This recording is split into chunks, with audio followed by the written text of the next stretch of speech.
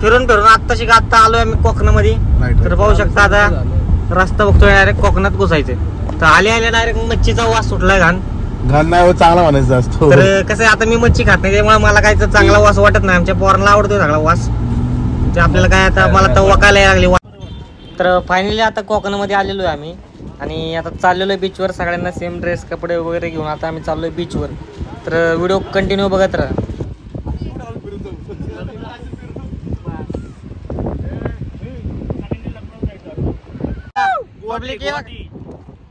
कोकणामध्ये आलोय आणि आलोय जरा आता सध्या कोकणामध्ये. तर पाहू शकता मंडळी आमची सगळी नुसते फोटो. तर पाहू शकता अशा प्रकारे बीच आहे. अजून बीचवर गेलोच नाही मी. आता बीचवर चाललोय. गोवा पाहू शकता पण लगेच चालू होणार आहे. Goa is on.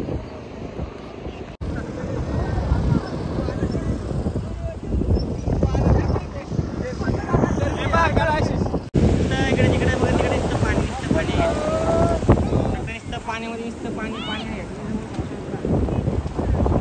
लांब पर्यंत नुसतं पाणी काही दिसत नाही.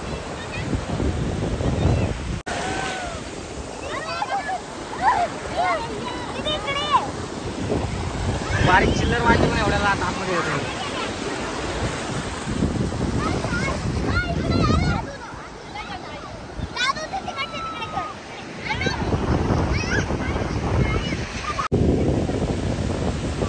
एवढा लांब गेले आपल्याला काही येत नाही पोहायला त्यामुळे आपण थांबले लांबच.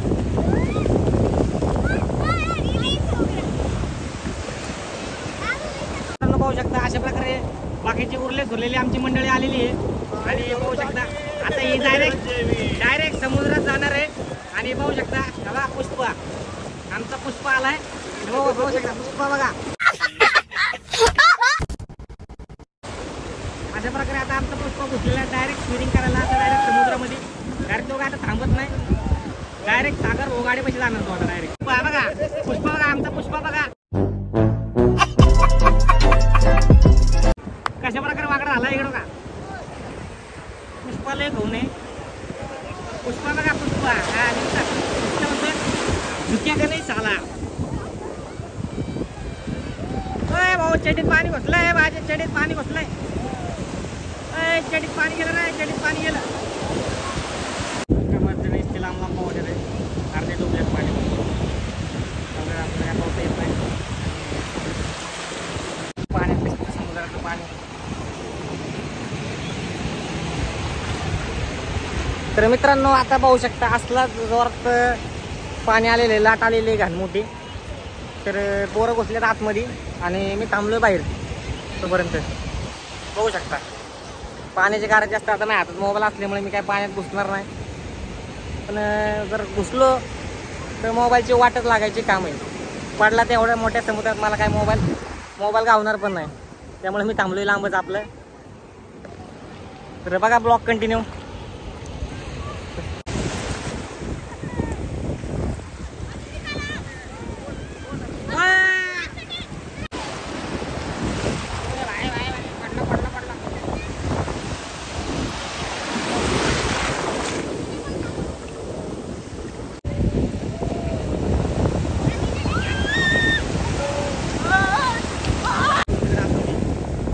बाहेर निघायचं नावच घेत नाहीये.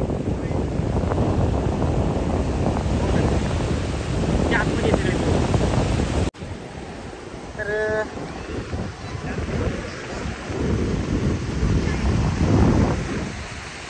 मित्रांनो पहिलाच ब्लॉग आहे आपला. आणि आपल्याला काय ब्लॉगची काही सवय नाही. आपण कधी काही ब्लॉग काढला नाही. त्यामुळे ना ब्लॉग बघा. काही नाही समजलं तरी समजून घ्या. नहीं क्या बोला तूने? नहीं पहले क्या बोला? चल चलो जाके इलाज. अशा प्रकारे आपला ब्लॉग आहे खतरनाक वाला. आणि ब्लॉगला बघा, सपोर्ट करा आणि लाईक करा ब्लॉगला. धन्यवाद. सागर भाऊचा म्हणून आलेला आहे. तर पाहू शकता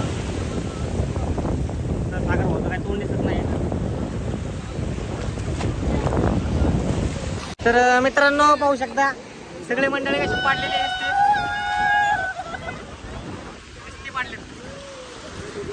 ओटले सगळ्यांना याच्या फळ्यात सुटले बरं.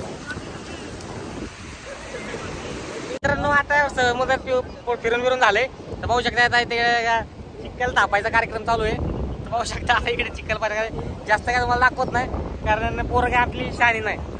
जलपर्णी गावली होती पाहू शकता जलपर्णी इथं वर्किंग. हा आड विषय इथे वर्किंग नुसती डायरेक्ट फिनिशिंग त्याच्यात पोरं डायरेक्ट असले घाण पाहू शकता. जो गाडला होता तो माणूस आता बाहेर आलाय आणि पाहू शकता आता चालला आता पवायला. तर मित्रांनो आता कोकण वगैरे सगळं फिरून आता मी चाललोय घरी. तर रोड पाहू असं घाटात लघुशंकेला जाऊ नये. तेवढ्यात पाटली हेमंतला टपली मारली. तू अजून त्या लहानपणीच्या गोष्टींवर विश्वास ठेवतो का रे? याचं काय ऐकतो तो अभय? चला बाहेर जाऊ, बघ ना काय वारं मस्त सुटलंय. तुषार म्हटला मी पत्त्यांचं कॅट पण आणलंय. गाडीची हेडलाईट चालू ठेवू आणि खेळू की पत्ते. हा यार एक नंबर आयडिया. अभिषेक उतरला आणि जरा पुढे जाऊन हलका होत होता. अभिषेक तुला भीती नाही वाटत का रे घाटात? अरे हेमंत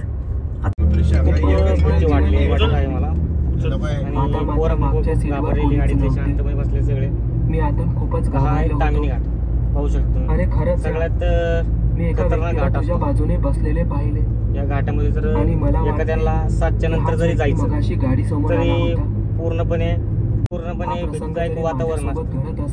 तर तशा घाटातून आम्ही आता चाललेलो आहे. आता जे वाजलेले 7:30-8 वाजलेत. दीपकने गाडी चालू केली तसं सागर दादा गाडी चालवतो तसे आम्ही तिथून निघालो आणि तिथून आम्ही सरळ चाललेलो आहे. आता अजून मधून येणारी वाहने चालू आहेत जवळपास चालूच आहेत वाहने.